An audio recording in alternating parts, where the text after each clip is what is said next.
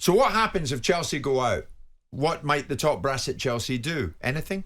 What happens if Chelsea progress? Does it give them the shot in the arm in terms of where they want to be this season and in what direction they want to go? Will they go really deep in this Champions League tournament? This was Under Fire Graham Potter pre-match. It's a big game. It's an exciting game. Chance to go through to the last day of the Champions League. So a special night at Stamford Bridge. So we're really looking forward to that. All our thoughts on trying to be positive and trying to go through and win the game. In terms of what we learned from the previous game, or we're meeting a top opponent. You can see their results in the Bundesliga. They're in a fantastic vein of form and pretty much winning games constantly. I think it's 10 in a row. So that tells you something as a team. They're doing a lot well. So it's a good challenge for us, a big challenge for us, but we're excited for it and we're looking forward to it. You know, someone say, well, Graham Potter is very fair. Very, very fair. He's even talking about Borussia Dortmund. I'm not entirely sure that's the right moment to do that. But having said that, no one could criticise him for being unfair. That is for sure.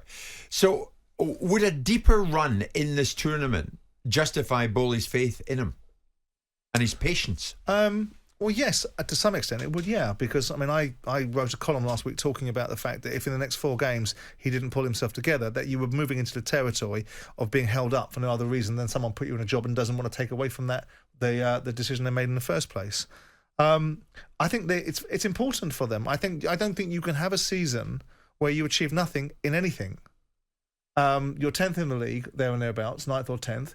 You've been knocked out of all the cup competitions. If you get knocked out by Dortmund, we know that economically Chelsea can stand this. We know that it's not the same situation surrounding. If Tottenham get knocked out of the Champions League, we know it's going to impact upon them because Daniel Levy will only spend what Daniel Levy's got in his coffers. So that means Antonio Conte is going to be directly impacted.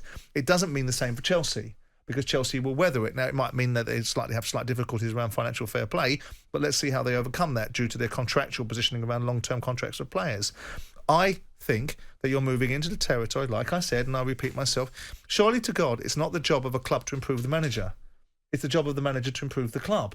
And we seem to have got this backside about face.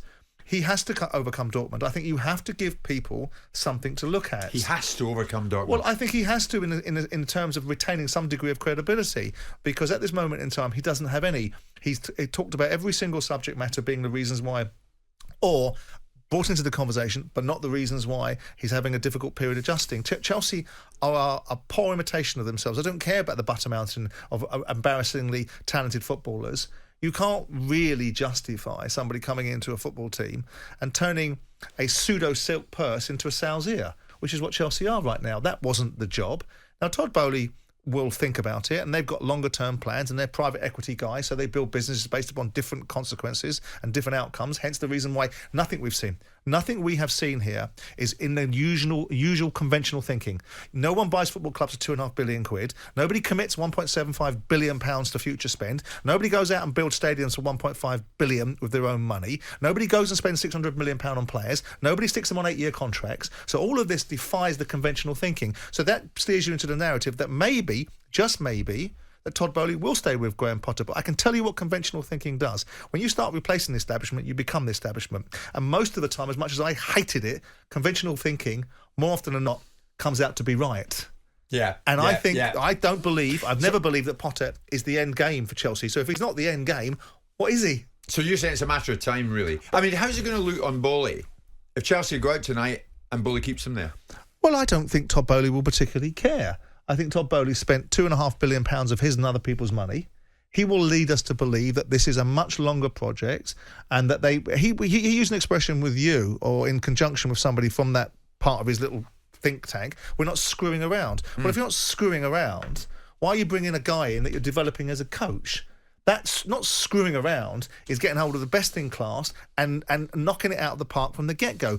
New brooms sweep the cleanest. The first impression that you create is often the one that lasts the longest. You start off on the right foot, you end up on the right foot, all of those platitudes. And I look at Potter and think, I'm sure he's a lovely fella. No doubt he's a good coach. But this isn't about coaching these players. This is about man management and understanding the psyche of some of these jumped-up little prima donnas and what they actually require to put them into a cohesive unit to be a football team that's worth looking at. And he isn't showing any of those traits right now. Is it a case of, for Chelsea, read West Ham? I know the tournament's not the same, it's Europa Conference League. But having said that, they're on a journey as well. They're away to Larnaca.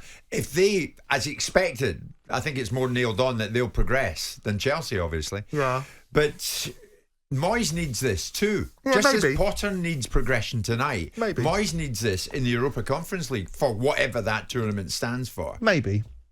I can see the similarities and the synergy that's there, which is ultimately... But we heard from that West Ham fan yesterday, who's the most positive thing from Positive Land, who spent the next 3 hours on Twitter telling everyone how awful we all were, so I've seen. Oh, really? Yeah, and how no one listens to him and how we're all a bunch of idiots and your head's up David Sullivan's backside and I'm not far behind it. Right? It's a hell of a thought. Anyway, all that to one side. Yeah. You would have, if you listen to that as a representation of the West Ham support base, then no, a European Cup run is going to be no consolation to them because they're going, well, look behind that.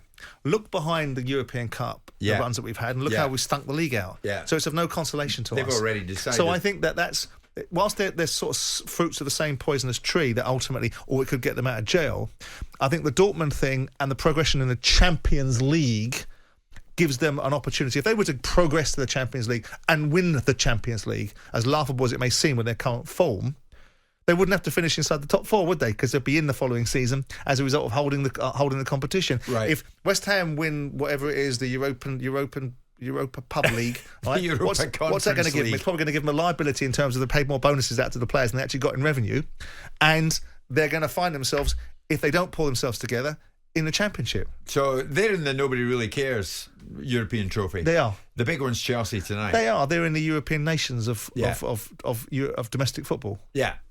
And the big one is tonight because Chelsea go in, and if ever a game is must win, it's must win for Graeme Potter. Chelsea against Borussia Dortmund live on talkSPORT. Jim White and Simon Jordan.